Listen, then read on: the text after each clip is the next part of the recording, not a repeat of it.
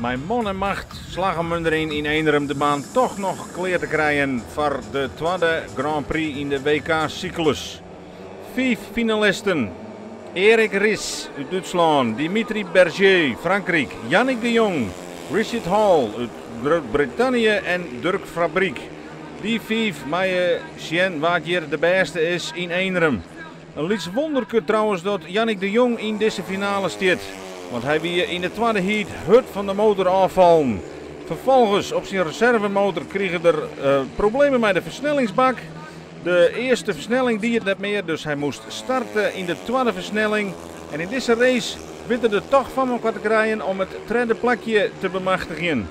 Voorop de ongenaakbare Erik Ries uit Duitsland. Daarachter Dimitri Berger uit Frankrijk. Maar de strijd is nog net uiteten.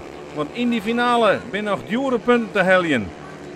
En helemaal op het voorste eind is het Erik Ries die stilvalt. Hij had malheur. Hij had een motorpech. En wat doet Yannick de Jong dan? Die pakt op de finish een heel knap tweede plak.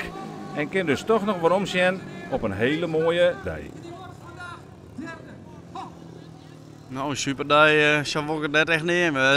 Het resultaat, eindresultaat wie super. En, maar ja, de road to glory, wie net zonder enige obstakels, joh. Ik denk al met al dat ik toch heel tevreden mee ben met dit resultaat. Alleen nog voor de WK heb ik gewoon wel wat puntjes lezen litten. Toch al, malheur van Joert. En gewoon zonde. Maar ja, we hebben nog 3 wedstrijden te gaan, dus not all is lost. Tak een weekend is het hele Grand Prix circus te bewonderen in Finland.